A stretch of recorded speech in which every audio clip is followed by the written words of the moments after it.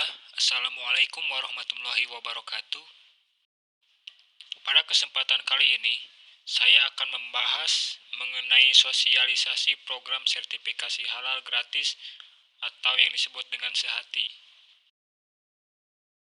Tapi sebelumnya, kita harus mengetahui terlebih dahulu dasar hukum wajib sertifikasi halal 2024. Ini dia, terdapat dalam Undang-Undang Nomor 33 Tahun 2014 tentang Jaminan Produk Halal, dilanjutkan dengan Peraturan Pemerintah Nomor 31 Tahun 2019 tentang Peraturan Pelaksana Undang-Undang Nomor 33 Tahun 2014 tentang Jaminan Produk Halal. Sebelumnya, jaminan produk halal dipegang oleh Majelis Ulama Indonesia atau MUI, tapi sekarang sudah diambil alih oleh BPJPH. Dan kemudian logonya pun diganti dengan yang baru.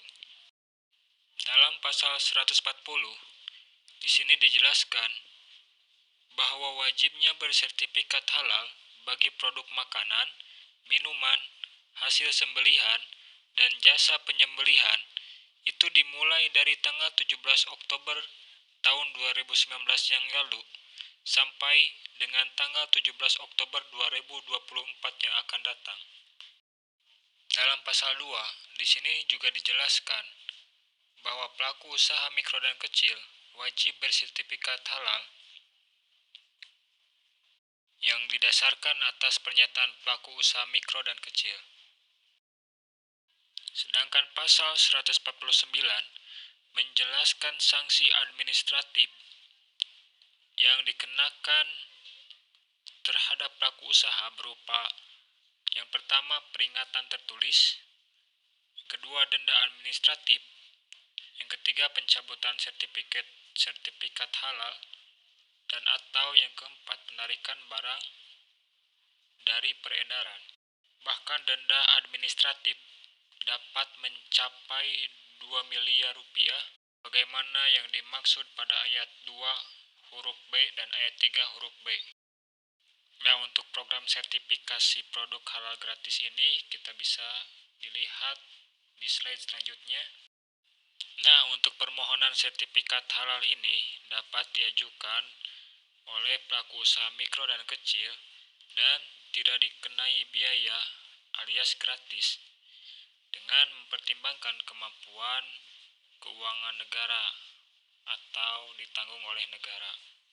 Tentunya di samping itu ada kriteria dan prioritas pelaku usaha mikro dan kecil, yakni meliputi belum pernah mendapatkan fasilitas atau pembiayaan sertifikat halal, kemudian memiliki nomor induk berusaha atau NIB, dan memproduksi barang, bukannya penjual. Dalam pasal 19, ada verifikasi dan validasi pernyataan kehalalan dari pendamping proses produk halal yang meliputi bahan dan proses produk halal.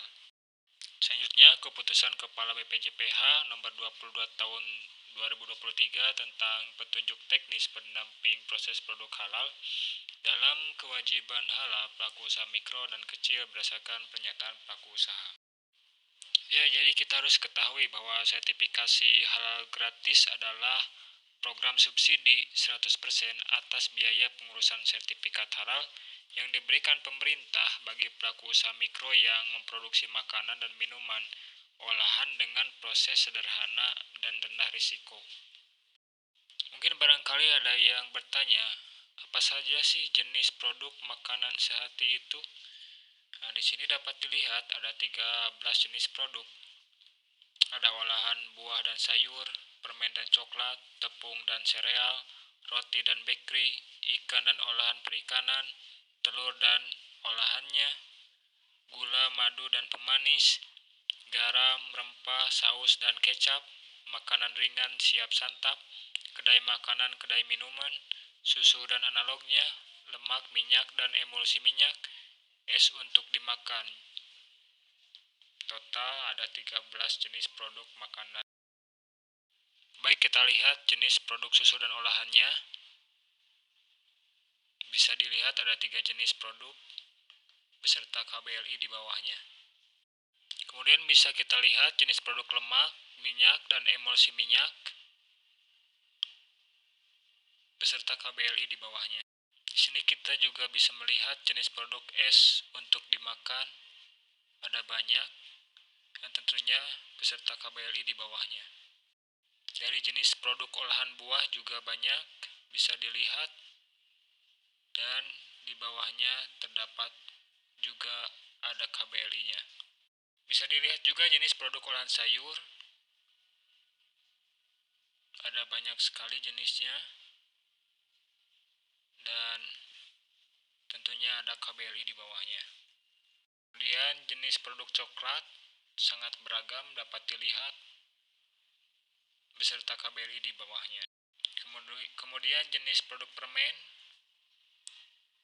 bisa dilihat juga ada berbagai macam dan beserta KBLI di bawahnya. Terus jenis produk biji-bijian dan tepung bisa dilihat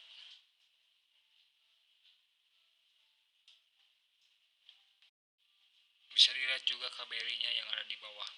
Kemudian jenis produk sereal dan mie banyak sekali beserta KBLI-nya yang ada di bawah. Jenis produk roti dan bakery beserta KBLI di bawahnya. Juga jenis produk bakery khusus tentunya beserta KBLI di bawahnya. Bisa dilihat jenis produk kue berbahan dasar beras, banyak jenisnya,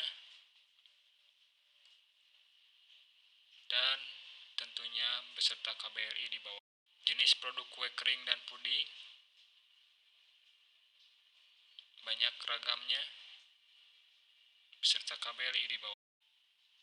Jenis produk ikan dan olahan perikanan bisa dilihat dan dilihat juga KBLI di bawahnya. Jenis produk ikan dan perikanan semi awet ada 3 jenis beserta KBLI di bawahnya. Jenis produk telur dan olahannya ada 8 jenis beserta KBLI di bawahnya. Ada juga jenis produk gula, madu, dan pemanis bisa dilihat dan dilihat juga KBLI di bawahnya. Jenis produk garam dan rempah bisa dilihat beserta KBLI di bawahnya.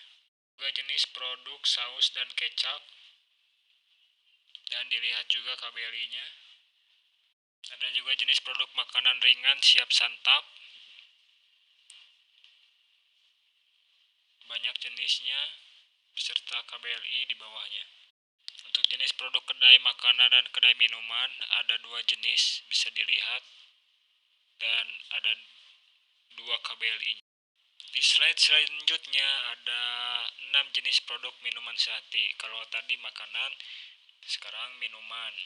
Ada 6 jenis, yakni aneka minuman ringan non-soda, kopi, teh, dan sari kacang, susu dan campuran susu, minuman tradisional dan jamu, produk jus buah dan sayuran, konsentrat buah dan sayuran. Nah, bisa kita lihat jenis produk jus buah dan jus sayuran dan KBLI-nya. Kemudian jenis produk konsentrat buah dan sayuran beserta KBLI-nya. Juga bisa dilihat jenis produk minuman non-soda dan KBLI-nya. Jenis produk minuman kopi, teh, dan sari kacang beserta KBLI-nya. Ada juga jenis produk minuman susu dan campuran susu bisa dilihat dan KBLI-nya. Selanjutnya jenis produk minuman tradisional dan jamu beserta KBLI-nya. Nantinya KBLI ini dapat dicocokkan dengan jenis produk minuman yang akan disertifikasi halal. Nah, terus bagaimana sih proses pengajuan sertifikasi produk halal gratis ini? Bisa dilihat di slide selanjutnya. Nah, PU atau pelaku usaha akan didampingi oleh pendamping proses produk halal terkait proses verifikasi dan validasi produk. Di sini pendamping proses produk halal akan meminta pelaku usaha untuk menyiapkan NIB atau nomor induk berusaha. Setelah itu dilanjutkan pengisian data produk, dan setelah itu baru pengajuan sertifikat halal. Tapi harus perlu kita ketahui, pengajuan sertifikasi halal gratis bisa lebih lama waktunya apabila data tidak sesuai standar BPJPH atau karena adanya proses pengembalian pengajuan atau karena banyaknya pengajuan.